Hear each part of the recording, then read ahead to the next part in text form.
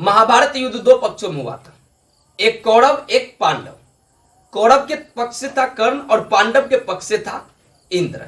तो जब महाभारत युद्ध नजदीक आ रहा था तो धृतराष्ट्र के का मन जो था, चित्त जो था, उनका शांत नहीं रहता था। वह अपनी चित्त को शांत करने के लिए मंत्री विदुर से अनेक तरह के प्रश्न पूछते थे और उन प्रश्नों का तेषाम समुचित उत्तरम विदुरो ददाति, और उनके समुचित प्रश्नों का उत्तर विदुर दिया करते थे। ठीक, तो पहला प्रश्न पूछे थे धृतराष्ट्र अपने मंत्री विदुर से कि मंत्रीवर, इस संसार में पंडित किसे कहा गया है?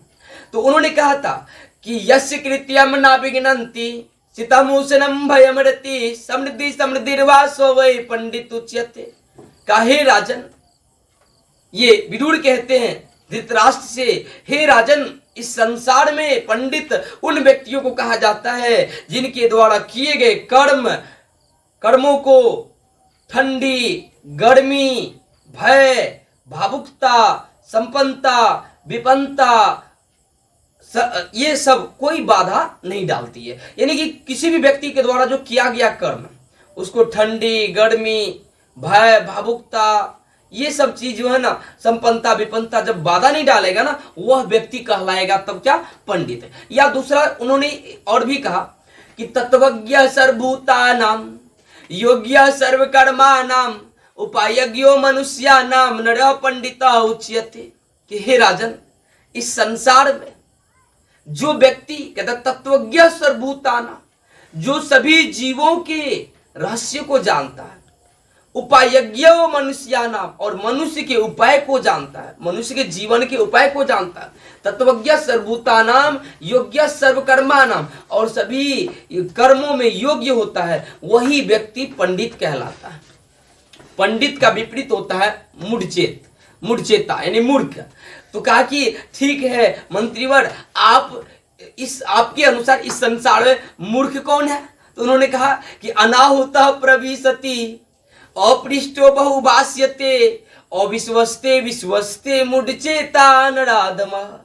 कहा कि हे राजन, इस संसार में अनाहुता प्रविशति, जो बिन बुलाए हुए किसी के यहाँ चले जाता है, देखते हैं ना आजकल, बिन बुलाए हुए चले जाएगा, अनाहुता प्रविशति अपृष्टो बहुभाष्यते, कुछ पूछिएगा नहीं, ज्यादा बकर बकर करेगा, बहुत बोलेगा। अविश्वस्ते विश्वस्ते, जिस इंसान पे हमें विश्वास नहीं करना चाहिए उस पे भी वह क्या करता है? विश्वास कर लेता है। इस तरह के मनुष्य हमारी समाज में नीच और मूर्ख कहलाता है, यानी इसी को कहा जाता है मूढ़चेता नराधम। फिर क्या कि हे राजन, इस संसार में श्रेष्ठ कौन है? इस संसार में सुख की प्राप्ति कैसे होगी? शांति कैसे मिलेगा? हमें तृप्ति कैसी होगी? मतलब संतुष्टि कैसे मिलेगा? तो कहा कि एको धर्म परम श्रेय क्षमेका शांति रुत्तमा विद्येका पुरमा तृप्ति अहिंसको सुखावह। कहा कि एको धर्म परम श्रेय क्षमेका शांति रुत्तमा विद्येका पुरमा तृप्ति अहिंसको सुखावह। कि हे राजन, इस संसार में जो व्यक्ति एक धर्म का पालन करता है ना, वह व्यक्ति श्रेष्ठ है, महान है। एको धर्म परम श्रेय क्षमेका शांति रुत्तमा, और जिस व्यक्ति में क्षमा का ज्ञान आ गया ना, क्षमा करने का गुण आ गया ना, उसके जीवन में सदा शांति ही शांति है।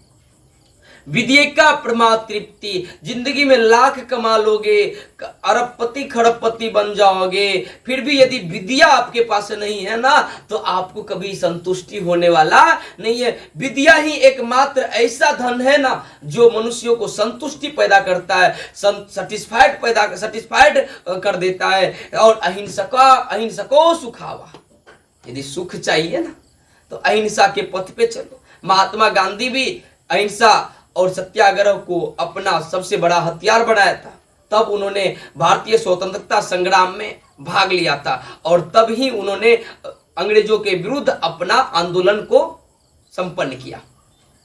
तब कहा कि हे मंत्रीवर, इस संसार में बताइए कि नरक जाने का रास्ता कौन कौन है। यदि कोई इंसान कहता है कि नरक चले गया, वे स्वर्ग चले गया, किस कदर से कोई नरक में जाता है और किस कदर से लोग स्वर्ग में जाता है। तो उन्होंने कहा त्रिविधम नरकेस्य दम द्वारम नाशन आत्मन कामः क्रोधस्तथा लोभस्तस्मादेत त्रयम् त्यजेत।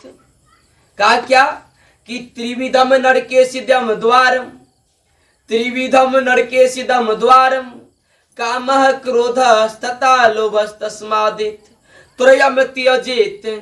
कहा क्या कि हे राजन, इस संसार में नरक के 3 द्वार हैं। कितने द्वार? 3 द्वार। एक काम, एक क्रोध, एक लोभ। काम है, क्रोध है और लोभ है, ये द्वार को ही नरक का, ये काम क्रोध और लोभ को ही नरक का द्वार कहा जाता है। और जिस मनुष्य के हृदय में, जिस मनुष्य के शरीर में काम क्रोध और लोभ का वास हो जाता है ना, उनकी ये आत्मा नष्ट हो जाती है। फिर कहता है, ये धृतराष्ट्र कहते हैं कि हे मंत्रीवर, इस संसार में यदि कोई इंसान ऐश्वर्य प्राप्त करना चाहता है, प्रगति करना चाहता है, डेवलप करना चाहता है, अपनी दूनी रात चौगुनी करना चाहता है, तो उसे क्या करना चाहिए? तो मंत्री विदुर कहते हैं क्या कि षड्दोषा पुरुषेण हातव्या भूति मिच्छता, षड्दोषा पुरुषेण हातव्या भूति मिच्छता, निंद्रा तंद्रा भयम क्रोधम आलस्यम दीर्घे सूत्रता। कि हे राजन, इस संसार में यदि मनुष्य को ऐश्वर्य प्राप्त करना है ना, प्रगति करना है ना, तो उन्हें कुल मिला के 6 दोष को त्याग देना चाहिए।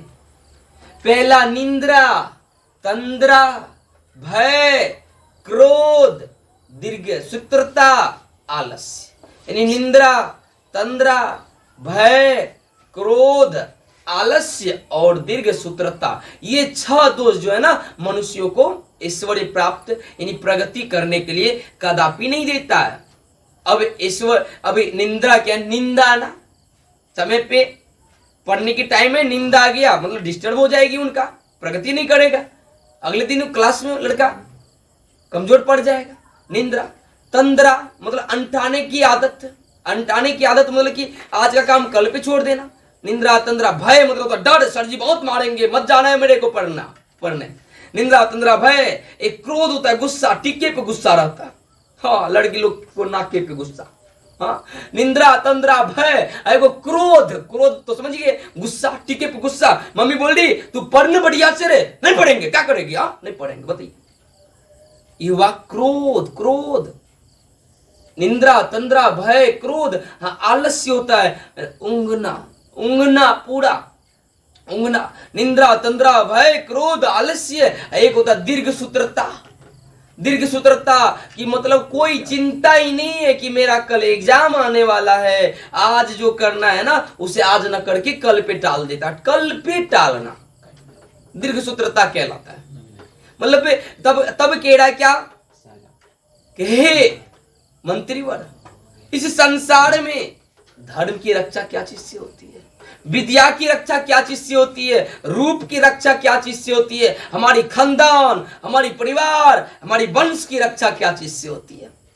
तो मंत्रीवर विदुर जी कहते हैं कि सत्येन रक्ष्यते धर्मो विद्या योगेन रक्ष्यते मृज्या रक्ष्यते रूपम कुलम वृत्तेन रक्ष्यते। हे राजन, कि सत्येन रक्ष्यते धर्मो, धर्म की रक्षा सत्य से होती है। सच्चाई के मार्ग पर चलकर ही धर्म को हम बचा सकते हैं। धर्म को बचाना सबसे बड़ा सत्य है। सत्य के ही द्वारा हम धर्म को, अपनी धर्म की रक्षा कर सकते हैं। विद्या योगेन रक्ष्यते, और यदि विद्या की रक्षा करना है ना, विद्या में ग्रो करना है ना, विद्या बढ़ाना है ना मेरे को, तो विद्या योगेन रक्ष्यते, उसकी निरंतर अभ्यास करना पड़ेगा, लगातार मेरे को पढ़ना पड़ेगा, रोज पढ़ना पड़ेगा। 1 घंटा पढ़ रहे पर डे 1 घंटा पढ़ो, लेकिन उनमें टाइम की ग्रोइंग करो। कल 5 मिनट बढ़ाओ, नेक्स्ट डे 10 मिनट बढ़ाओ, उसके नेक्स्ट बढ़ाओ 15 मिनट बढ़ाओ, बढ़ाते बढ़ाते 2, 4, 5, 10, एक दिन आप पढ़ते रह जाओगे भर दिन, लेकिन पता नहीं चलेगा कि मैंने आज भर दिन पढ़ा। विद्या योगेन रक्षते, विद्या की रक्षा निरंतर अभ्यास से होती है। मृज्या रक्षते रूपम, ये रूप जो है ना, रूप, ये रूप की रक्षा मृज्या से होती है। उबटन जिसको बोलते हैं, स्नान करने से। ये फेयर लवली, भेटनोवेट, ABCD, ये सब लगाने से तत्कालिक रक्षा होती है, लेकिन सदा प्राकृतिक ये नेचुरल फेस जो है, इनकी रक्षा होती है उबटन से। तब कहता है आपको कुलम वृत्तेन रक्षते, कुलम वृत्तेन रक्षते, मतलब कुल की रक्षा, यानी कुल को ही कहा जाता है वंश, इसे ही कहा जाता है परिवार, खानदान। इनकी रक्षा जो होती है ना, अच्छा आचरण से होता है। आपकी आचरण यदि अच्छी हो ना, तो आपका नाम, आपके पिता का नाम, आपके दादाजी का नाम समाज में फैल जाएगा चारों तरफ। अच्छे इंसान का बाल बच्चे हैं। आपकी आचरण यदि खराब हो जाए ना, तो सबको लेके डूब जाओगे। फिर कहता है कि हे मंत्रीवर, इस संसार में आप बताइए कि कौन सी बात हानिकारक है और कौन सी बात लाभदायक है। तब विदुर कहते हैं कि सुलभा पुरुषा राजन प्रियवादी न, सुलभा पुरुषा राजन प्रियवादी न, अप्रियस तु पत्यस वक्ता श्रोता च दुर्लभ। कहा क्या कि सुलभा पुरुषा राजन प्रियवादिन, अप्रियस तु पत्यस वक्ता श्रोता च दुर्लभ। हे राजन, इस संसार में प्रिय बात जो होती है ना, प्रिय बात, वो हमेशा हानिकारक होता है, और लोग उसे ही सुनना और बोलना पसंद करता है। और प्रिय बात जो होता है ना, वह कड़वा होता है, यानी वह लाभदायक होता है, लेकिन ना उसे बोलने के लिए लोग तैयार हैं और ना उसे लोग सुनने के लिए तैयार हैं। अर्थात प्रिय बात हानिकारक होते हुए भी लोगों को अच्छा लगता है, और प्रिय बात लाभदायक होने के कारण भी लोगों को बुरा लगता है। फिर कहता है क्या, पूजनीया महाभागा पुण्याश्च गृह दीप्तया, स्त्रिया श्रियो गृहस्योक्ता अस्माद्रक्षया विशेषता। स्त्री की हमें रक्षा करनी चाहिए। स्त्री पूजनीय है, स्त्री रक्षणीय है, क्योंकि स्त्री हमारी घर की लक्ष्मी होती है। तब कहता है अकीर्ति विनियो हंति, हंत्य अर्थम पराक्रम, हंति नित्यम क्षमा क्रोधमाचारी हंत्य लक्षणम। कहता है क्या, अकीर्ति विनियो हंति, हंत्य अर्थम पराक्रम, मतलब अकीर्ति विनियो हंति, अकीर्ति मतलब अपयश, बदनामी, ये विनम्रता से नष्ट होती है। हंत्य अर्थम पराक्रम, मतलब ये जो अपयश है, बदनामी है, इनको दूर कर सकते हैं आप विनम्रता से। हंति नित्यम क्षमा क्रोधमाचारी हंत्य लक्षणम, और क्रोध को आप समाप्त कर सकते हैं क्षमा करके। तो दोस्तों, यदि आपको हमारी ये वीडियो अच्छी लगे तो आप हमारी वीडियो को लाइक करें, शेयर करें। यदि आप हमारे चैनल पे नए हैं तो हमारे चैनल को सब्सक्राइब करें, क्योंकि इसी तरह का मैं सभी चैप्टर का पूरा संस्कृत में पढ़ करके उनका अर्थ बताने वाला हूं। इसलिए आप हमारे चैनल को फटाफट से सब्सक्राइब कर लें।